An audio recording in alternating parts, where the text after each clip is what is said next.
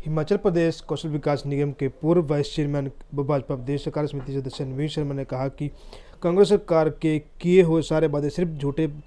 का बुलंदे हैं और जनता खुद को ठग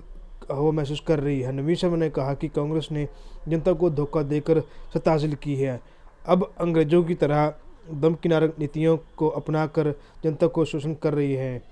हमीरपुर के सारे विकास का काम ठप होने के कारण एक भी नया काम कांग्रेस सरकार ने शुरू कर पाई है और जो भाजपा सरकार के द्वारा शुरू किए गए काम उनको भी रोक कर रखा हुआ है और जनता को परेशान किया जा रहा है। हमीरपुर से गलोड़ सड़क का काम को 20 करोड़ रुपए का बजट का प्रावधान करके भाजपा सरकार ने शुरू किया था, परंतु कांग्रेस सरकार ने आने के बाद वो काम वहीं का वहीं है और सड़क पर हालत सुधारने के लिए गत महीने पहले विभाग पंचायतों ने विभिन्न पंचायतों के द्वारा वो ग्रामीणों के सहित जिलाधीश महोदय के साथ मिलकर ज्ञापन सौंपा था, लेकिन आज दिन तक वह काम ठसका नस्सी है। प्रदेश में सड़कों की टारिंग का काम हो रहा है, परंतु मुख्यमंत्री के गृह जिले में ही क्यों नहीं इतनी दुर्दशा फैली हुई है। रोज दो पहिया वाहन चालक सड़क पर पड़ी बजरी व कीचड़ की वजह से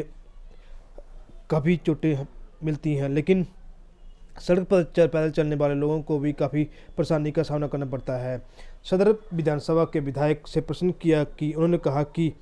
इस बारे में प्रशासन की ओर से उन्हें समीक्षा और बैठक क्यों नहीं की,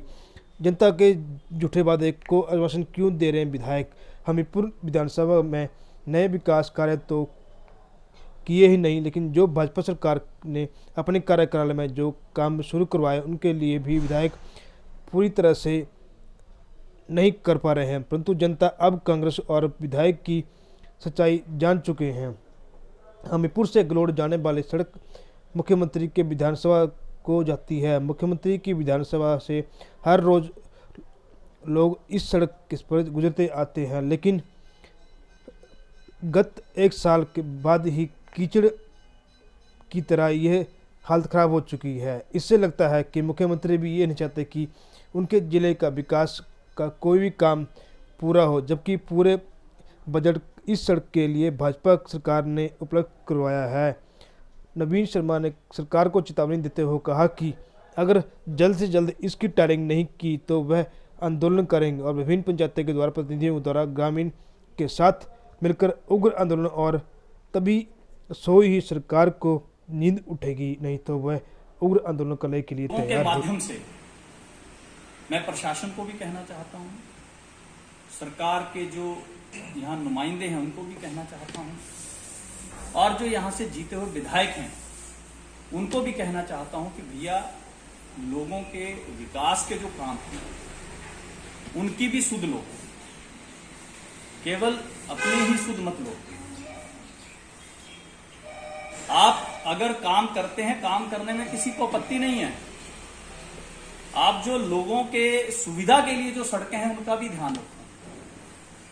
केवल आप अपने जो काम के लिए, अपने ठेकेदारी के लिए तो आप जो है वो लंबे चौड़े टेंडर ले रहे हैं, उसके लिए तो आप सड़कों के निर्माण के लिए आपने जहां जहां काम लिए वो भी हमें पता है, तो आप केवल उसी में व्यस्त मत रहिए कि मैंने जो काम करने हैं, मैंने कहां कहां सड़कों का निर्माण करना है, कहां कहां से मुझे फायदा होगा, वहां उस काम में आप लगे हुए हैं, वो करिए, उसमें किसी को आपत्ति नहीं है, वो आपका काम है, उसके हमें कोई लेना देना नहीं है। लेकिन जो आपने, जिसके लिए जनता ने आपको वोट भी किया है, जिसके लिए आपको जनता ने चुना है, उसके लिए भी आप बात करिए। और मैं पूछना चाहता हूं कि उस सड़क के मुद्दे के ऊपर विधायक महोदय ने कितने बार जो प्रशासन को पूछा, कितने बार जो है वो जिलाधीश को पूछा, कितने बार जो है वो एक्शन को पूछा, कितने बार और पीडब्ल्यूडी के अधिकारियों को पूछा, कितने बार उन्होंने मीटिंग की, एक बार भी नहीं। हमने उस मुद्दे के ऊपर जो है वो ज्ञापन भी सौंपा सबके हस्ताक्षर लेकर, उसके बाद जो है वो केंद्रीय मंत्री अनुराग ठाकुर जी के समक्ष भी हमारे लोगों ने, मैंने और हमारे जितने भी प्रतिनिधि हैं वहां के, उन्होंने भी मांग रखी और उन्होंने भी दिशा की बैठक में, जहां मुझे जानकारी मिली कि उन्होंने सख्त निर्देश दिए अधिकारियों को कि ये काम जल्दी शुरू होना।